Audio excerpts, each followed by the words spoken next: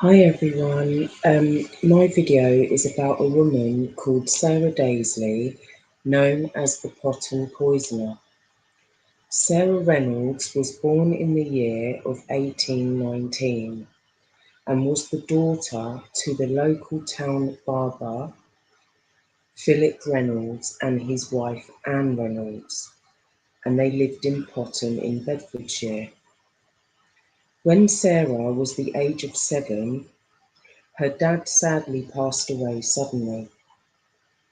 Sarah grew up to be a very tall, big, wide, brown-eyed and auburn hair woman.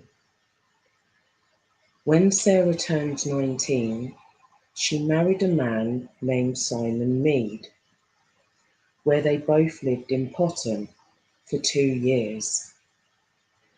After their marriage, before moving to Tadlow in 1840, shortly after their move, Sarah gave birth to their son Jonah. But sadly, when Jonah was 7 months old, he suddenly passed away. Sarah's husband became ill and died unexpectedly not long after their son Jonah passed away. Sarah then went on to marry her second husband, a man named William Dazley, in 1841, and they moved to a village called Wrestlingworth. Sarah asked William if her stepdaughter could move in with them, Anne Mead, her first husband's daughter.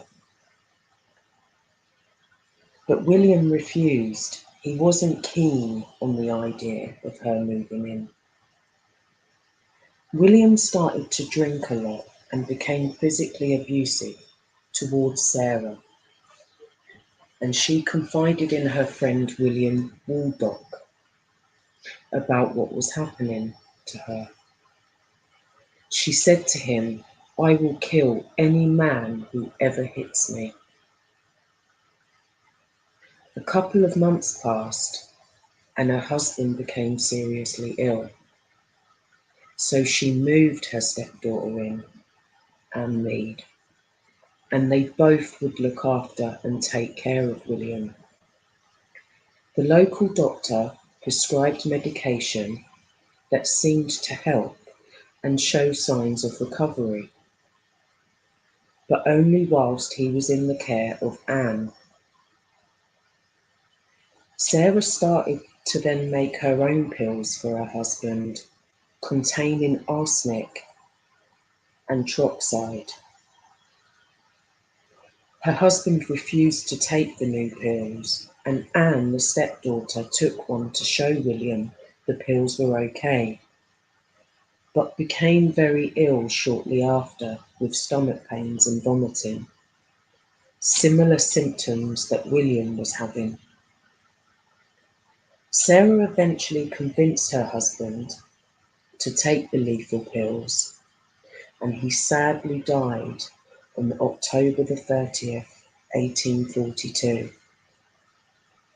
William's death raised suspicion against Sarah over the death of her first husband and son, Jonah.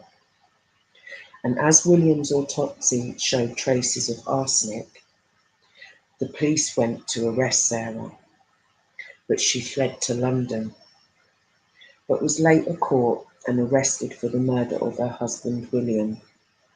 She insisted she was innocent of any crimes and had no idea about the poisoning and never got hold of any poison. Biggleswade police charged Sarah for the murder of her husband. She was sent to Bedford Gaol, now Bedford Prison, until her trial. The police requested post-mortems on Sarah's first husband and son Jonah, and they found traces of arsenic on Jonah's body, her son, but her husband's body was too decomposed to test.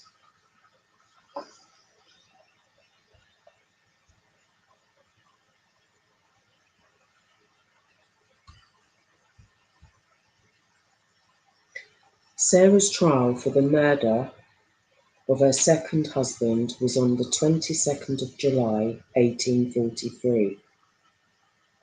They didn't trial her for the first husband and son. They kept it back in case the first case failed.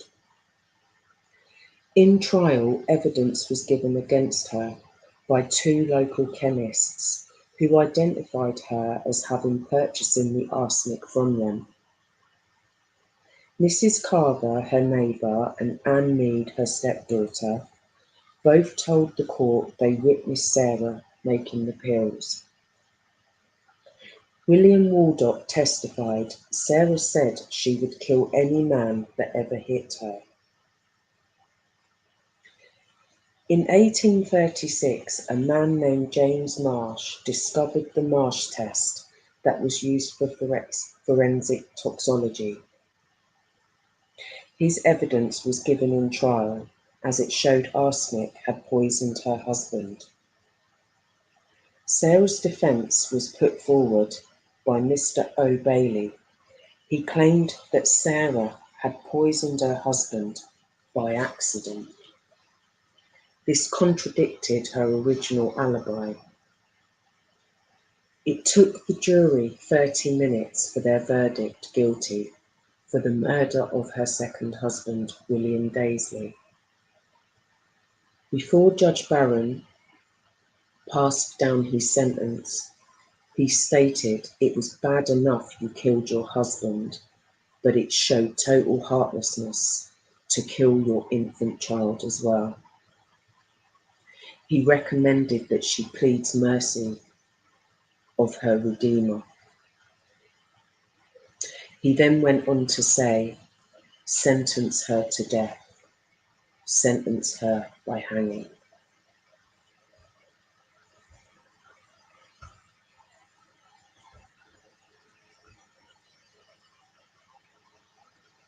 Sarah's execution was on the 5th of August 1843, and it was estimated that between 7,000 to 12,000 people stood outside Bedford Gaol to watch the hanging of Sarah Dazley.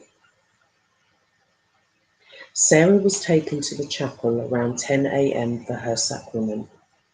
Soon after, the under-sheriff demanded her body from the governor to be taken to the press room, for her arms to be pinioned, restrained. She was then led to the gatehouse roof. She was asked by the chaplain if she wished to make any last statement, which she declined. Her legs were then pinioned, restrained, and the white hood was placed over her head, whilst the noose was being adjusted around her neck. They then descended the scaffolding and withdrew the bolt supporting the trapdoor.